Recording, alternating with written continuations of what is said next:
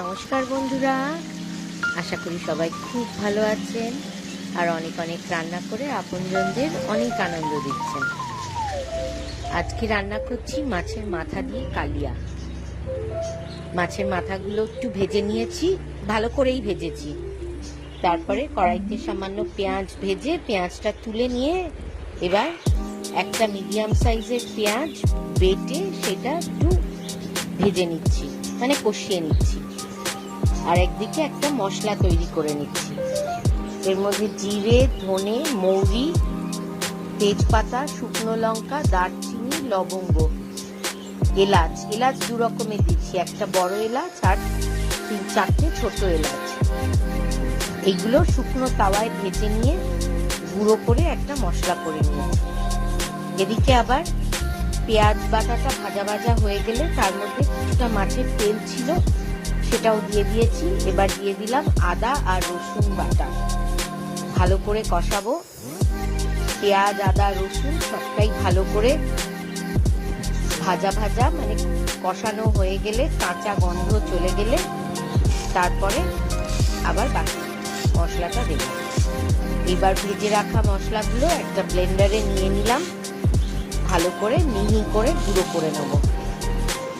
এবার আবার চলে আসলাম কড়াইতে। এখানে খালি দেব হলুদ আর লঙ্কার গুঁড়ো, কারণ বাকি মশলা দিয়ে তো আমি একটা গুঁড়ো বানিয়ে নিয়েছি।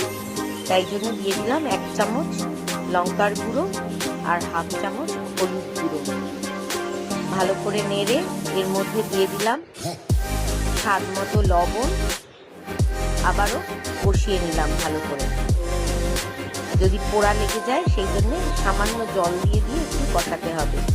দিয়ে দিলাম 1 চামচ চিনি, আবারও জল দিয়ে একটু ভালো করে কষিয়ে নিচ্ছি। তেল ওপরে ভেসে চলে এসেছে। মশলা আর তেল এইভাবে যখন আলাদা হয়ে যায় তখনই বোঝা যায় যে মশলাটা ভালোভাবে ভাজা হয়েছে। এবার দিয়ে দিচ্ছি তৈরি করে রাখা মশলা। যে মশলাগুলো ভেজে গুঁড়ো করে নিয়েছিলাম সেখান থেকে 2 চামচ পেঁয়াজ কষার মধ্যে দিয়ে দিলাম। এবার ভালো করে এটাকে মেশাতে হবে। ভালো করে নাড়িয়ে চাড়িয়ে এটাও একটু কষবে। মাছের মাথা এইভাবে রান্না করলে মাংসও হাড় মেনে যায়, খুবই সুস্বাদু। এই দিয়েই সব ভাত খাওয়া হয়ে যায়, তবে এটা ভাত দিয়ে খেতেই বেশি ভালো লাগে। আমরা বাঙালিরা মাছ যেমন পছন্দ করি, মাছের মাথাও পছন্দ করি। সামান্য জল দিয়ে মশলাটাকে একটু ভালো করে কষিয়ে নিতে হবে। বারে নেড়ে যাতে পোড়া না লেগে যায় সেদিকে খেয়াল রাখতে হবে। রান্নার পদ্ধতি পছন্দ হলে অবশ্যই একটা লাইক করবেন এবং বন্ধুদের সাথে শেয়ার করতে ভুলবেন না। আর আমি সবসময় আপনাদের কমেন্টের জন্য আগ্রহ নিয়ে বসে থাকি, তাই কমেন্ট করতেও ভুলবেন না।